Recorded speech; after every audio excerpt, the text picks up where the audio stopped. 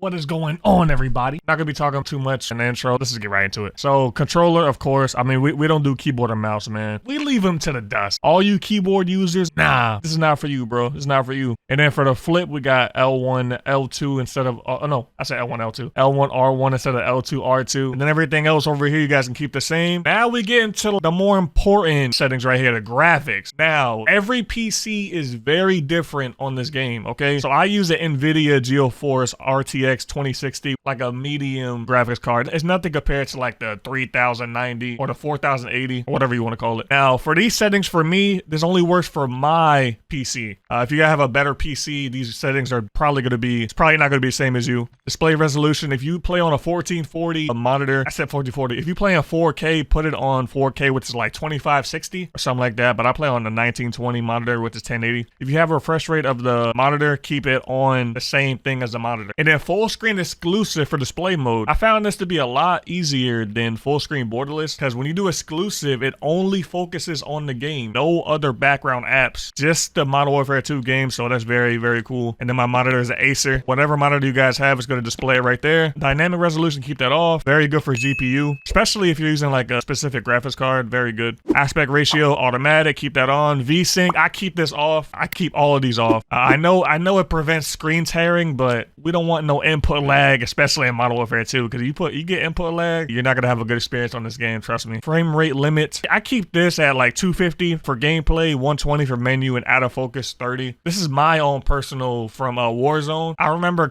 Kernel, I know you guys know Kernel from Sense Quality. He made a really good point about the menu. When you're in the menu for Warzone, like the loading screen, the FPS was like going crazy in the load screen. It was going up to like 500, 400, 300, and this basically limits the custom frame rate in the menu and the loading screen. I'm gonna say this right now. If you guys don't have your drivers installed for NVIDIA, the right one, you are gonna be skipping a whole lot. Your whole game's gonna crash on you. It's not gonna be pretty. I'm telling you right now, the game is not gonna be running smoothly whatsoever. So I'm gonna tell you the exact graphics card driver you wanna be running right now. I run 522.25. Write that down. 522.25. That is the best game driver for this game. And if you guys are having problems with that driver, you can put on the 516 or the 517. And then for AMD, if you guys ever use AMD, I'm going to leave that in the description because I don't use AMD.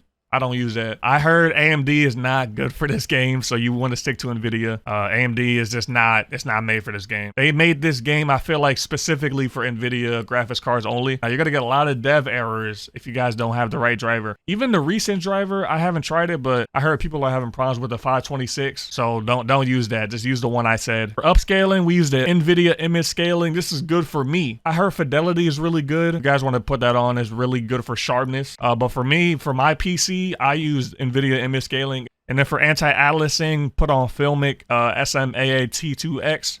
And then for quality presets, I put it on custom so we can change the render resolution. Texture resolution, I put it on very low. This is only because my PC is not that good. And if you have a better PC, put it on high because your resolution is very important when it comes to Modern Warfare 2 so you can see people.